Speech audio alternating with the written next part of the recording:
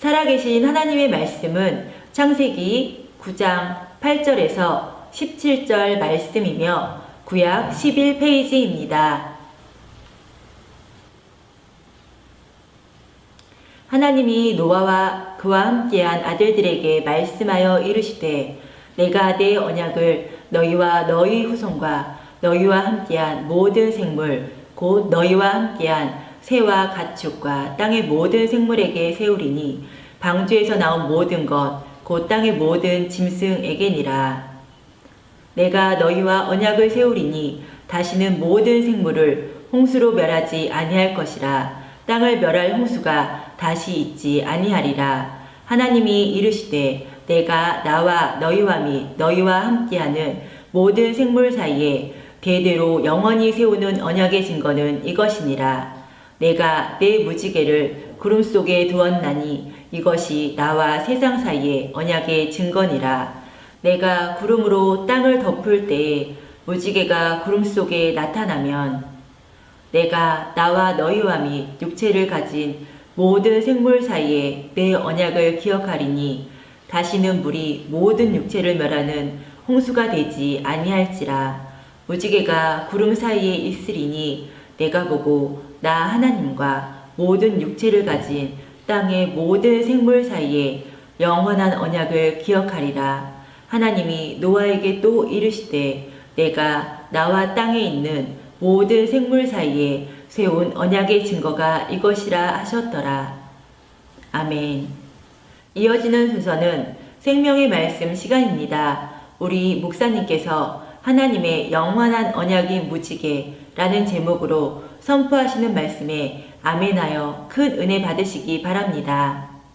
태풍 하나가 지금 저 아래 지역에서 서서히 북상을 하고 있는데 네파탁이라는 이런 태풍이 북상하고 있는데 이번 주 우리나라에 이 중부권은 화요일과 수요일쯤 되면은 그 네파탁이 파타타탁 하면서 이렇게 태풍이 이제 올라올 거예요.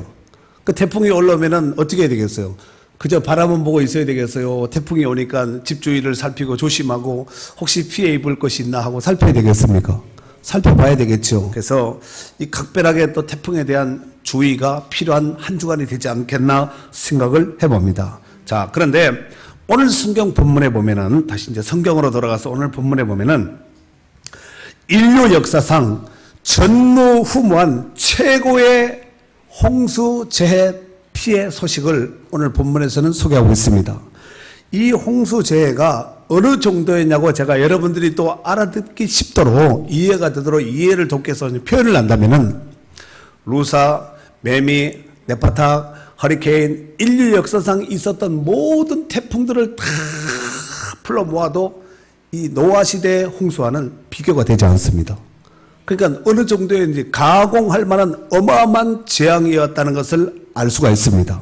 여러분, 노아의 홍수는 세상이 다 물에 잠식됨으로 인해서 방주 안에 있는 생명 외에는 다 죽고 말았어요. 여러분, 세상에 어떤 태풍이 와도 다 죽는 경우는 없었잖아요. 자, 그런데 이 노아 홍수 때의 이 비로 인해서 이 홍수로 인해서 피해를 입은 것은 방주 외에 있는 생명 외에는 다 죽고 말았다는 거예요. 노아 홍수가 보여준 몇 가지 중요한 교훈을 이제 하나씩 풀어가면서 말씀을 나누면서 은혜를 나누기 원합니다. 첫 번째로 결론부터 말씀을 드리면은 다시는 하나님께서 물로 심판하지 않겠다는 거예요.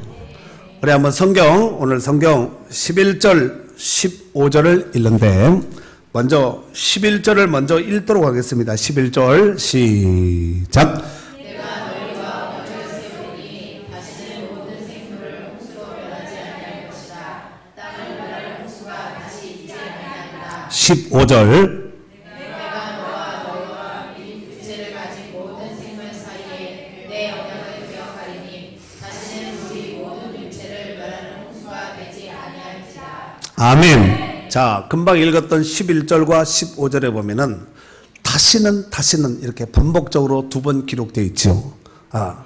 다시는 심판하지 않겠다는, 다시는 물로 홍수로 심판하지 않겠다는 겁니다.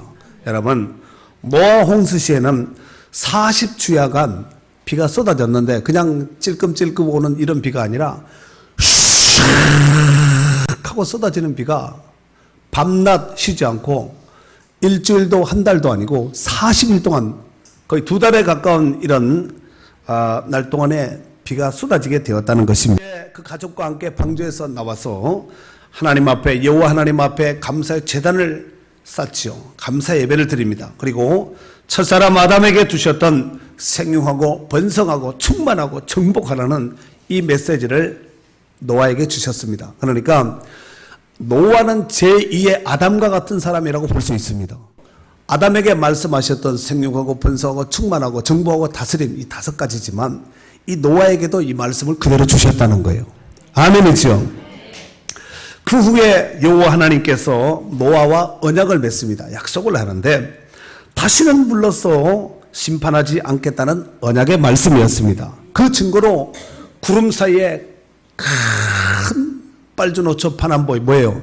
무지개를 걸어놓고 하나님께서 노아에게 언약을 하였습니다. 그러므로 우리는 무지개를 볼 때마다 그 옛날 하나님께서 노아를 통해서 약속하셨던 그 무지개가 오늘 또 지금 내 눈으로 보고 있으니 그 하나님의 약속의 말씀은 지금도 여전히 변함없이 진행 중에 있다는 것을 명심하면서 하나님 앞에 감사하고 영광 돌릴 수 있는 기회로 삼아야 될 줄로 믿습니다. 하나님의 약속은 영원토록 변함이 없는 천대의 약속인 줄로 믿습니다. 그래서 마태복음 24장 35절에 보면은 천지는 없어지나 내 말은 없어지지 않는다고 말씀하셨습니다. 여러분, 노아 시대의 홍수는 루사나 매미 같은 이런 태풍, 이런 홍수와는 게임이 되지 않을 정도로 정말 전무후무한 지금까지 노아도 처음 경험한 것이고 우리도 노아를 통해서 경험하지 못했지만 노아를 통해서 간접 체험할 수밖에 없는 전무후무할 만한, 가공할 만한 이런 심판적 재앙이었다는 것입니다. 여러분, 하나님의 심판의 재앙에 심판의 이중성이 있습니다. 하나님이 택한 자, 하나님께서 선택한 자, 하나님께서 은혜 입은 자는 구원받는 날이고 하나님께로부터 은혜 받지 못한 자, 하나님의 징계의 표적의 대상이 되는 자는 다 죽는 심판의 날이라는 것입니다. 이것이 바로 심판의 이중성입니다. 이 노아의 홍수는 장차 이제 훗날 이스라엘 백성들이 출애굽을 할 때 홍해에서 또 일부 경험하지요. 이스라엘 백성들은 그 물 가운데, 홍해 가운데 구원을 받지만 이스라엘 백성들을 추적했던 애굽 사람들은 다 수정돼서 죽고 말았다는 것입니다. 아멘이시죠. 이것을 신약적으로 좀 건너와서 말씀을 드리면은 세례라고 볼 수 있습니다. 세례는 아무나 다 받는 것이 아니라 예수를 그리스도라고 구원하고 또 시인하는 자에게 하나님께서 구원의 인침으로 세례를 받게 하지 않습니까? 그러나 믿지 않고 구원받지 못한 사람은 세례 받을 필요가 없습니다. 그런데 이 모든 것이 다 물로써 이렇게 하나님께서 기준을 두고 일하시는 도구라는 것입니다. 자, 그런데 하나님께서 전무후무한 이런 심판적 재앙을 왜 그 시대 가운데, 노아가 살던 그 시대 가운데 그와 같이 할 수밖에 없었을까요? 그 이유가 있습니다. 그 원인이 뭐냐면은 하나님의 영광을 위해서 지음을 받았고 또 하나님의 영광을 위해서 살아야 될 인생들이 하나님을 떠남으로 말미암아서 온갖 죄악 속에서 우상과 불순종으로 타락된 생활을 하게 되었습니다. 그 결과 여호와 하나님께서 인간 타락으로 인하여 창조한 모든 피조물들을 심판하시기로 작정하셨다는 것입니다. 여러분, 하나님께서 창세기 1장에 보면은 세상을 창조하는 그 내용이 쭉 나옵니다. 그리고 마지막 날 6째 날에는 사람을 창조하지요. 사람을 창조하시는데 하나님의 형상, 자기의 형상을 따라서 사람을 창조하셨습니다. 그리고 그 창조한 그 사람을 바라보면서 하나님께서 뭐라고 말씀하셨냐면 very good, 최고라는 거예요. 보시기에 심히 좋았더라, 이렇게 말씀하셨습니다. 그런데 그 심히 좋게 만들었던 그 사람들이 하나님 말씀에 불순종함으로 타락하게 되죠. 결국은 하나님을 떠난 인생들의 삶은 어떻게 살았냐면은 창세기 6장 5절서 7절에 있는 말씀인데, 다시 창세기 6장 5절서 7절에 있는 말씀인데, 하나님을 떠난 인생들의 삶이 하나님 보셨을 때에 이런 삶을 살았다는 것입니다. 우리 한번 다 같이 읽도록 하겠습니다. 읽습니다. 시작. 그의 마음으로 생각하는 모든 계획이 항상 악할 뿐임을 보시고 땅 위에 사람 지으셨음을 한탄하사 마음에 근심하시고 이르시되 내가 창조한 사람을 내가 지면에서 쓸어버리되 사람으로부터 가축과 기른 것과 공중의 새까지 그리하리니 이는 내가 그것을 지었음을 한탄하리라 하시니라. 아멘. 금방 읽었던 이 말씀 가운데 조금 정리해서 말씀을 드리면은 하나님께서 지은 이 사람들이 하나님을 떠나서 이제 어떻게 살았냐면은 하나님 보셨을 때 항상 악한 삶을 살았고 그래서 이것을 바라보셨던 그 하나님의 마음이 한탄하고 근심하고 염려하고 그로 말미암아서 하나님께서 싹 쓸어버리겠다는 거예요. 이 쓸어버린다는 얘기가 뭐예요? 다 죽이겠다는 얘기예요. 심판을 해서 다 죽여버리겠다는 얘기입니다. 사랑하는 성도 여러분, 저는 오늘 여기서 그 시대 사람들을 바라보면서 지금 우리가 그 시대 사람들의 삶을 지금 바라보고 있는 거 아니에요. 바라보면서 오늘 21세기를 살아가는 우리 시대의 모습을 한번 이렇게 비춰보았습니다. 과연 우리는 그들보다가 그 시대에 살던 노아 시대 때 살았던 삶보다가 과연 더 양질의 삶을 나은 삶을 살고 있는가? 물론 낫겠죠. 육신적으로 볼 때는. 그러나 하나님께서 보셨을 때 어땠는가? 이게 굉장히 중요한 거예요. 여호와 하나님께서 보셨을 때 과연 우리 시대에 우리가 어떤 모습으로 투영되어서 보여질까? 이게 굉장히 중요하다는 거예요. 로마서 3장 9절 이하에 보면은 이런 말씀이 있어요. 그러면 어떠하냐? 우리는 나으냐? 결코 아니니라. 유대인이나 헬라인이나 다 주 안에 있다고 우리가 이미 선언하였느니라. 기록된 바 의인은 없나니 하나도 없으며 깨닫는 자도 없고 하나님을 찾는 자도 없고 다 치우쳐 함께 무익하게 되고 선을 행하는 자가 없나니 하나도 없도다. 한 사람도 없다는 거예요. 여러분, 오늘날 우리 사회에 일어나는 일들을 우리가 바라보면 정말 동성애를 포함한 각종 범죄들이 말로 할 수 없는 이 죄명들이 말하기도 부끄러운 것들이 얼마나 많습니까?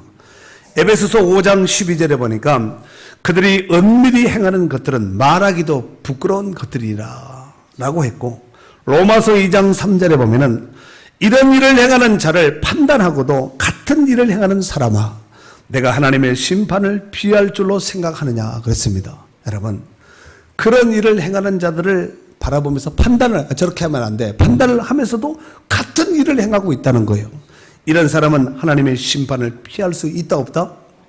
없다는 거예요. 없다는 것을 알면서도 또 그 천차를 그대로 받고 사는 것이 우리의 참 연약한 인생의 모습이라는 것입니다.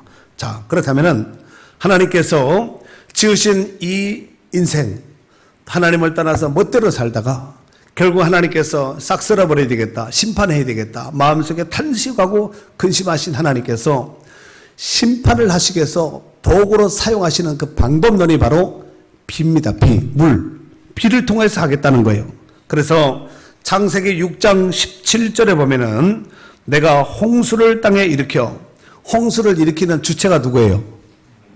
어쩌다가 비가 왔는가 보다 하고 자연재해인가 보다 이것이 아니라 내가 하나님께서 누가 주체자인지를 하나님께서 주체자인 것을 확실하게 밝히면서 내가 홍수를 땅에 일으켜 무릇 생명의 기운이 있는 모든 육체를 천하에서 멸절하리니 땅에 있는 것들이 다 죽으리라. 다 죽는다는 거예요. 그러니까 무슨 소리냐면은 날아가는 새도 소용없고 땅 파고 들어가는 두더지도 쥐도 소용없고 잘 달리는 말도 소용없고 아무리 머리 좋은 사람도 소용없고 잘난 사람도 소용없고 하나님 다 죽여버리겠다는 거예요. 그리고 창세기 7장 4절에 보면은 지금부터 7일이면 내가 40주야를 땅에 비를 내려 내가 지은 모든 생물을 지면에서 쓸어버리라. 여러분, 죽인다도 아니고 하나님이 싹 쓸어버리겠다. 우리 식으로 말하면 포배시켜버리겠다는 거죠. 하나님 마음을 잘 읽을 수 있는, 볼 것 없이 하나님이 다 정리해버리겠다는 거예요. 이래 볼 것 둘러보지도 않고 하나님이 싹 쓸어버리겠다는 얘기입니다. 사랑하는 성도 여러분, 우리나라의 여름철 장마가 지금 우리나라가 지금 장마 기간이에요. 지금 오늘 날씨 후덥지근하죠. 어제는 어떻습니까? 32도, 그 전날도 그랬고. 이게 무슨 징조냐면은 앞으로 비가 어마어마하게 비가 올 징조예요. 여러분, 소나기 오기 전에 남풍이 후덥지근한 바람이 뜨뜻한 바람이 불거든요. 그리고 소나기가 팍 하고 팍 쏟아지는 거예요. 이런 거 처음 들어봐요? 소나기 올 때 그렇게 오잖아요?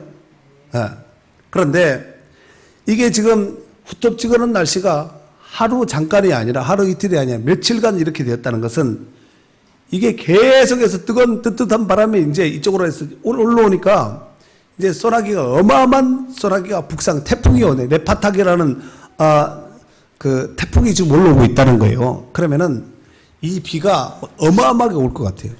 이 홍수는 노아 시대 때 홍수는 이런 비가 아니에요. 40주야를 그냥 샥 하고 쏟아지는 어마어마한 비가 왔다는 거예요. 말로 할 수 없는 어마어마한 비. 그런데 창세기 7장 11절 12절 한번 보세요. 창세기 7장 11절 12절. 노아가 600세 되던 해에 둘째 달 곧 그달 11의 날이라 그날에 큰 기쁨의 샘들이 터지며 비만 온 것이 아니라 샘이 터졌다는 거예요. 하늘의 창문들이 열려. 히브리 사람들은 비가 올 때 하늘의 창이 열리기 때문에 비가 온다. 이렇게 생각을 했습니다. 이 성경은 히브리 관점으로 쓴 것이기 때문에 하늘의 곳간, 하늘의 창이 열렸구나. 열려 40주야를 비가 땅에 쏟아졌더라. 그랬습니다. 그래서 7장 21절 22절에 보면은 땅 위에 움직이는 생물이 다 죽어버린 거예요. 그 다음에 새와 가축과 들짐승과 땅에 기는 모든 것과 모든 사람들이라. 모든 사람이라. 육지에서 그 코에 생명의 기운의 숨이 있는 것은 다 죽었더라. 뭐 똑똑하고 잘나고 할 것 없어요. 다 죽는 거예요. 노아 시대의 홍수 심판은 그야말로 인류 역사의 전무후무한 심판 홍수였다는 것입니다. 여러분, 비가 올 때 아래 좀 지대가 낮은 지역은 침수가 되죠. 혹시 경험해 보셨어요? 일생을 살면서 이런 경험은 하지 말았으면 좋겠다. 제가 홍수 만난 그런 침수 지역을 볼 때마다 그 생각이 들거든요. 그런데 그 침수가 왜 일어나냐면은 비만 와서는 절대로 침수가 나지 않습니다. 비가 오면은 이 하수구로 배수가 착착 빠져나가면 비가 아무리 와도 다 빠져나가면은 침수가 절대로 되지 않습니다. 그런데 비가 오고 쫙쫙 빠져나가야 되는데 이것들이 쫙쫙 빠져나가지고 역류하는 거예요. 역류. 착 나가면은 샥 나가면은 끝나는 거죠. 근데 이게 역류되면은 위에서 쏟아져 아래에서 역류해. 그러면은 이게 순식간에 침수되는 거예요. 침수 잠깐만에 돼요.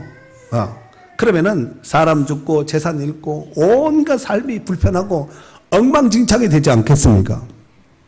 사랑하는 성도 여러분, 여기서 우리는 잠시 생각해 보아야 될 것이 있습니다. 뭐냐면은 노아 시대에는 하나님께서 물로 심판하셨습니다. 맞아요? 네, 물로 심판했습니다. 하지만 장차 올 최후의 심판 시에는 불로 심판한다는 거예요. 이것은 예수님께서 직접 말씀하셨습니다. 비유로 이렇게 말씀하시지요. 마태복음 13장 40절에 보면은 그런즉 가라지를 거두어 불에 사르는 것 같이 세상 끝에도 그러하리라 그랬습니다. 세상 끝날에 이게 뭐 종말 아니에요? 그때도 마치 가라지를 불에 던지시 그와 같은 불심판이 있을 것이라고 말씀하셨습니다.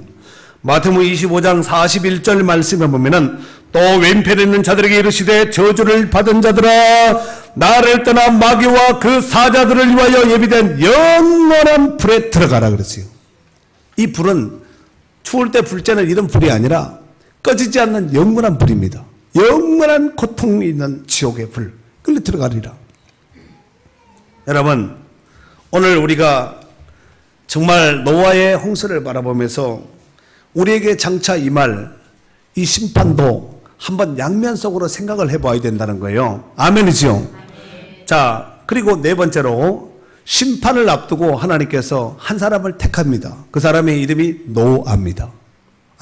그리고 그를 통하여서 사명을 주지요. 방주를 지라는 거예요. 방주. 여러분, 여기서 노아가 선택받은 이유는 무엇일까요?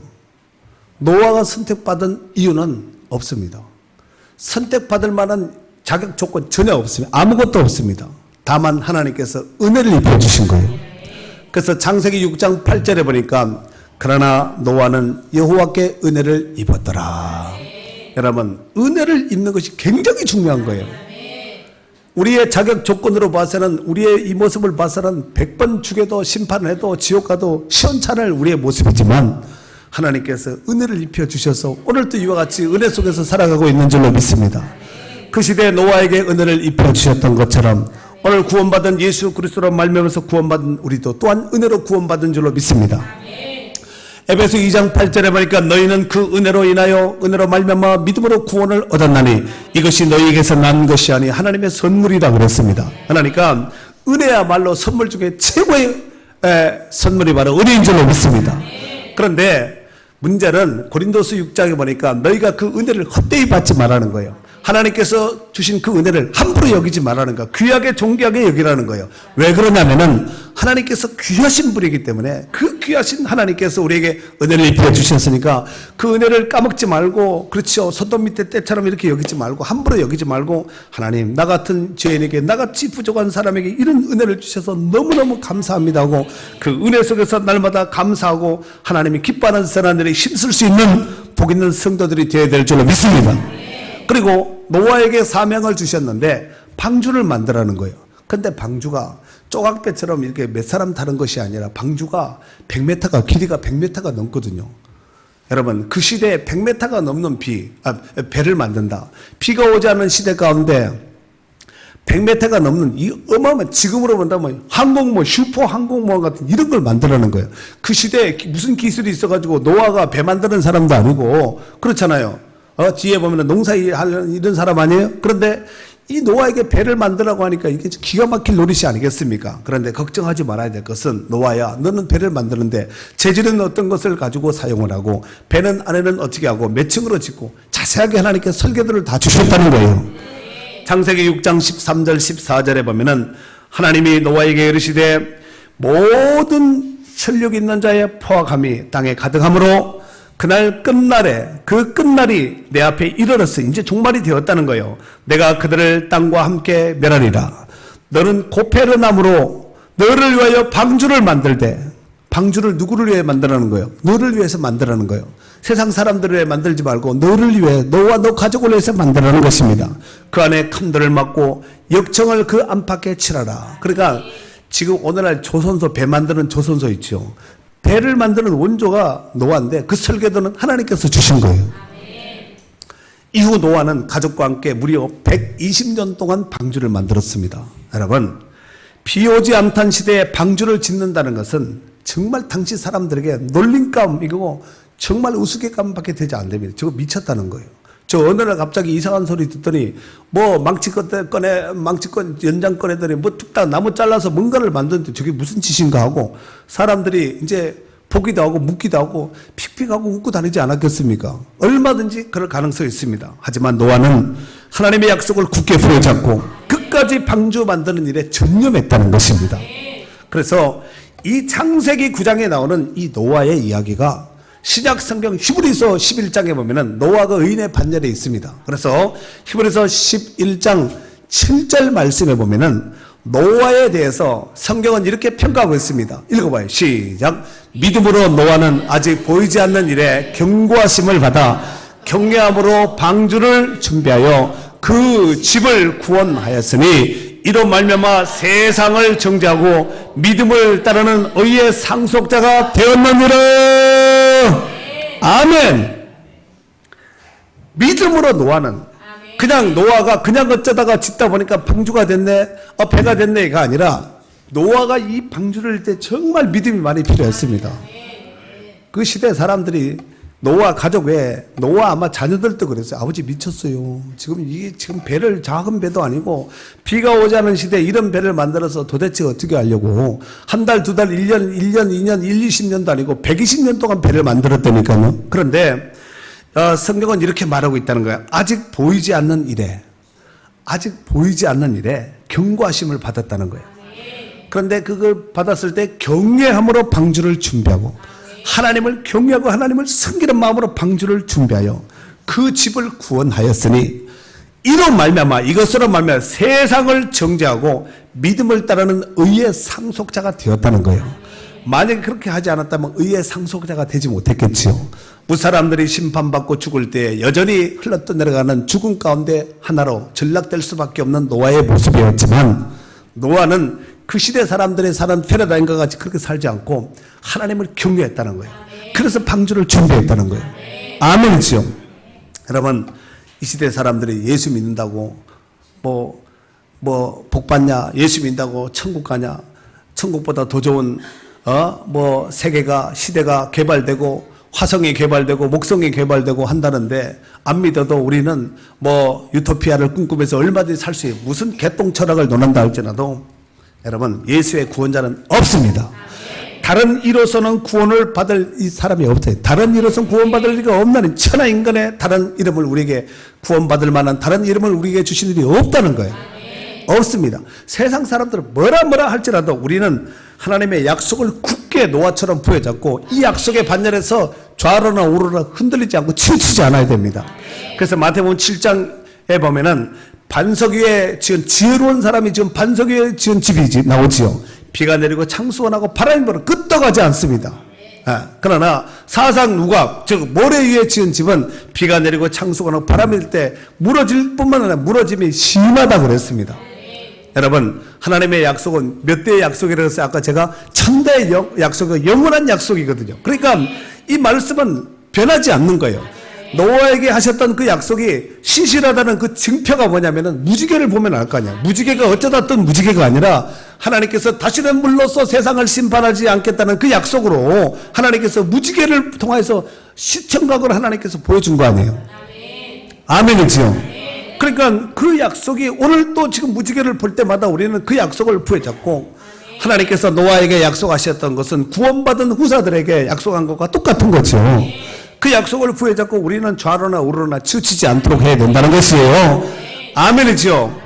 예수 그리스도는 어제나 오늘이나 영원토록 변함이 없다는 거예요. 사람은 자꾸 변화해 죽기도 하고 변하지만 하나님이 죽기도 하고 노쇠하고 기력이 쇠하고 그런 분이 아니라 하나님은 영존하신 살아계신 하나님이신 줄로 믿습니다.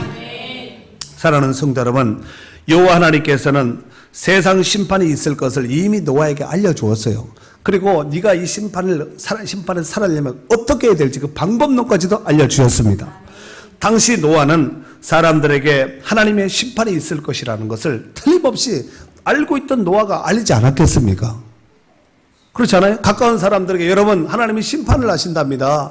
이 땅이 광포하고 폐기하고 하나님을 떠난 이 악함을 바라보시고 하나님께서 후회하고 근심하고 탄식하셔서 물로써 비를 내려서 세상을 심판하실 것입니다. 그래서 나에게 방주를 만들라고 해서 내가 지금 방주를 만들 나를 도와서 좀 방주 좀 같이 만듭시다. 우리가 분위기를 연출한다면 그렇게도 할 수 있지 않겠습니까? 왜냐하면 배 규모가 크기가 이게 보통이 아니거든요. 어마어마한 규모고 사이즈고 이 배 높이가 3층이니까 여러분 생각해 보세요. 그런 배를 그 시대에 만든다는 것은 사실 기술이나 여러 가지 인력이나 장비가 부족한 상황 속에서 이런 것을 만든다는 것은 거의 그냥 무리가 되지 않겠습니까? 그런데 노아가 그 시대 사람들에게 아무리 얘기를 해도 마치 롯이 소돔성에 심판받을 때 롯이 사이들을 불러먹고 말하잖아. 하나님이 이 성을 심판하신단다. 우리 빨리 나가자. 준비하자. 그랬더니 롯의 사이가 어떻게 여겼다고 그랬어요? 농담으로 여겼다는 거예요. 장인 어른이 하는 그 말을, 롯이 말했던 그 말을 농담으로 여기면 픽픽 웃고 그랬겠죠. 장인이 마시고 더워서 막 갔나? 이렇게 여겼다는 거예요. 결국은 그 유황불이 쏟아지는 소돔과 고모라 성에서 그들은 구원받지 못했다는 거. 자, 역사가 보여주는 성경이 말씀하고 있는 교훈이 아니겠습니까? 여러분, 오늘 노아도 여전히 그런 모습으로 살았을 거예요. 그리고 방주를 만들 때도 여러분 방주 만들 때 이 고페르 아무 나무가 아니에요. 고페르 나무를 잘라요. 고페르 나무 산에 가서 나무가 고페르가 쭉 있는 것도 아니고 찾아서 잘라와서 그렇잖아요. 켜서 이렇게 대고 간과 간 사이를 역청을 발라가지고 물이 들어오지 못하게 단단하게 하고 만약에 간과 간 사이를 조금이라도 만약에 틈이 있었다면은 여러분 배가 홍수로 해서 배가 떠오른 지가 150일 정도 되는 거예요. 그러면은 며칠이에요? 달수로 계산하면은 3, 5, 15, 100 5달 안에요. 그 5달 동안 배가 떠 있어야 되는데 배가 틈이 있어가지고 물이 들어오면은 다 죽는 거예요. 배에 들어갔다 할지라도 다 죽을 수밖에 없지 않겠냐 이거예요. 그렇지 않겠습니까? 그러니까 노아가 방주를 할 때 얼마나 섬세하게, 얼마나 정교하게, 철저하게 점검하고 또 점검을 하고 이렇게 하고 방주를 만들지 않았겠냐 그렇죠? 여러분, 우리가 신앙생활을 함에 있어서 설렁설렁 얼렁뚱땅 하지 말아야 될 이유가 여기 있는 거예요. 철저하게 하셔야 됩니다. 여러분 가족들도 철저하게, 자신도 철저하게 이렇게 하셔야지 어느 순간에 그냥 한쪽이 무너졌다, 배가 만드는데 한쪽이 물이 들어온다, 이건 다 죽는 거예요. 아무리 앞에 잘 맞고 옆에를 잘 만났다 할지라도 한쪽 귀퉁이가 볼때기가 터져버리면은 다 죽을 수밖에 없지 않겠습니까? 그것은 구원받는 방주가 아니라 죽음으로 몰아가는, 오히려 죽음을 빨리 잠식하는, 정말 이게 죽음의 배가 될 수밖에 없기 때문에 그렇습니다. 그런데 사람들이 노아의 말도 들었겠지만 노아가 말하지 않는 무언의 메시지, 무언의 메시지라고 들어보셨어요? 무언의 메시지가 뭐냐면 방주예요. 방주를 뚝딱뚝딱뚝딱 쓱싹쓱싹 이렇게 만들고 할 때 사람들이 지나가면서 볼 거 아니에요. 노아라는 사람이 무슨 뭐 배를, 방주를 만든다는데 뭐 며칠 하고 말겠지, 조그만 배겠지 했더니 이게 규모가 장난이 아니다. 그리고 이게 하루 이틀 1, 2년이 아니라 1, 20년이 아니라 지금 뭐 엄청난 많은 세월 다 그의 일생 동안 배 만든다가 끝나버린 거예요, 노아는. 그런데 뭔가 있기는 있는가 보다 하면서 사람들이 뭔가 있기는 있는가 보다 하는데도 노아가 말한 것 귀에 듣지 않고, 하나님께서 심판한다는 말 안중에 두지 않고 먹고 마시고 즐기고 취하고 이렇게 사는 거예요. 정말로 그랬는지 안 그랬는지는 우리가 안 봐서 몰라요. 그죠? 그런데 예수님은 노아 시대 때 있었던 사람들의 그 활동상을 비유를 통해서 말씀하셨습니다. 마태복음 24장 37절서 39절에 보면은 이렇게 말씀하셨습니다. 노아의 때와 같이 인자의 임함도 그러하리라.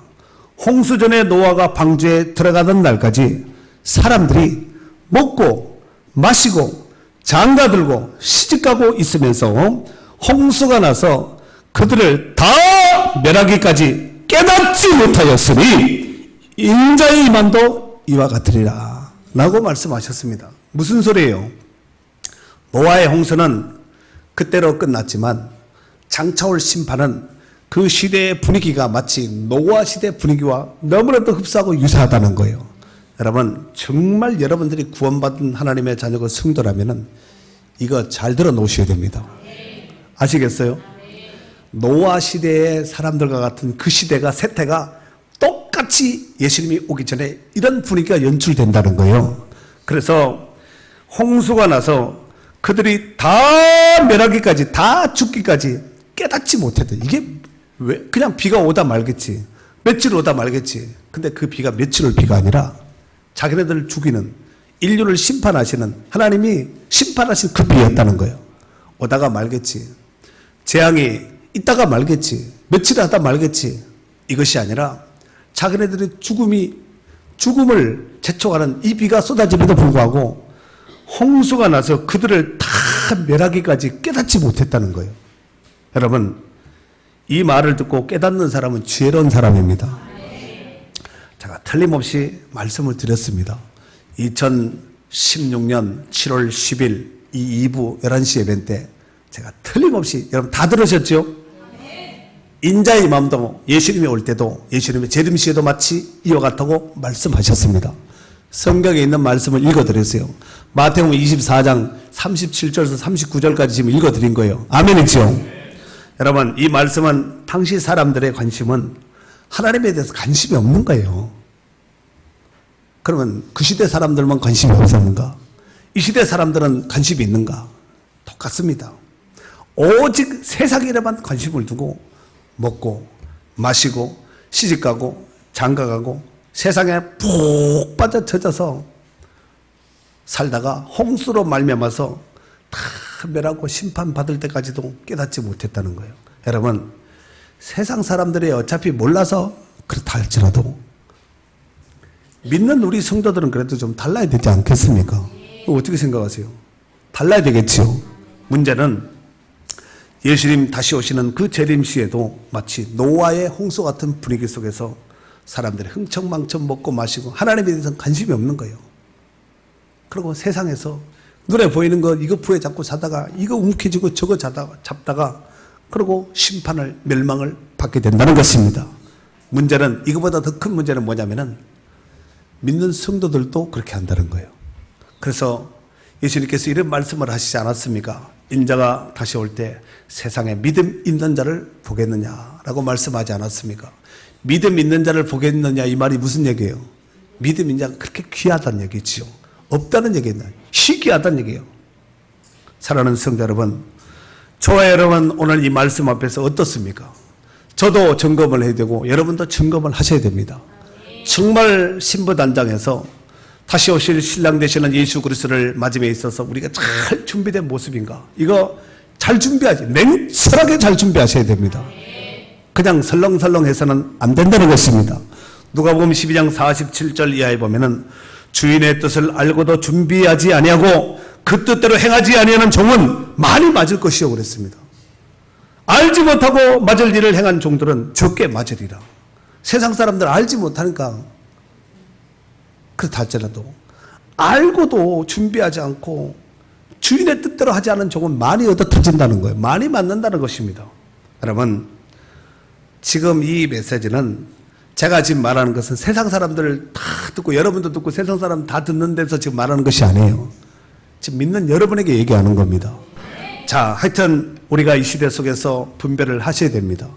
우리 한번 이 찬양 세상 북이 아니란가 이 찬양 한번 같이 찬양하도록 하겠습니다. 앞에 보시죠. 세상 북이 아니람과 세상 근심하다가 주님 나를 찾으시며 어떻게 만날까 주님 내게 오시면 나 어찌 대할까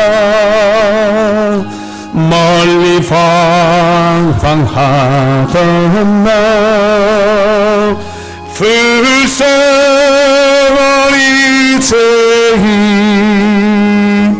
이제 주만 생각하며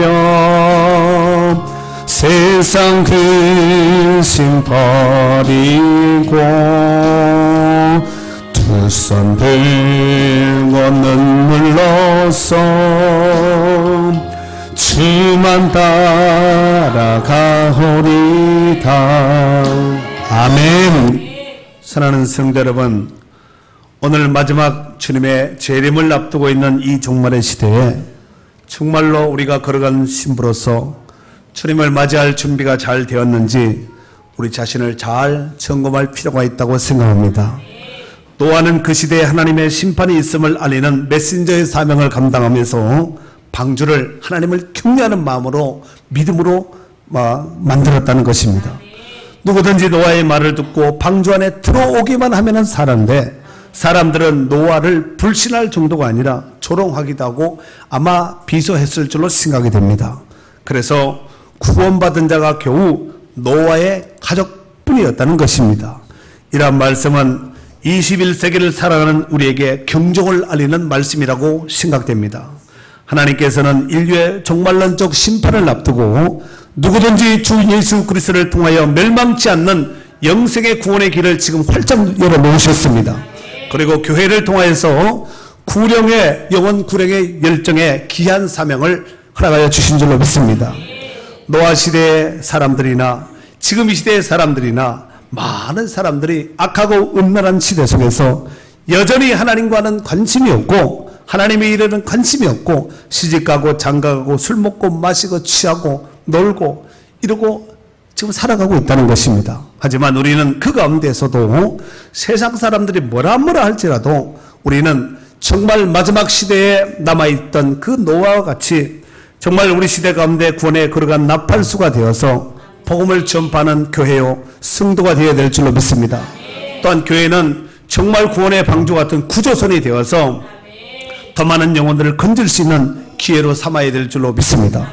그러므로 이 사명을 굳게 부여잡고 다시 오실 주님을 사모하면서 무지개보다 더 아름다운 주님의 약속을 굳게 부여잡고 우리 신앙과 우리의 사명에 더욱더 박차를 가할 수 있는 축복의 성도들이 될 수 있기를 주의 이름으로 축원합니다. 축원합니다.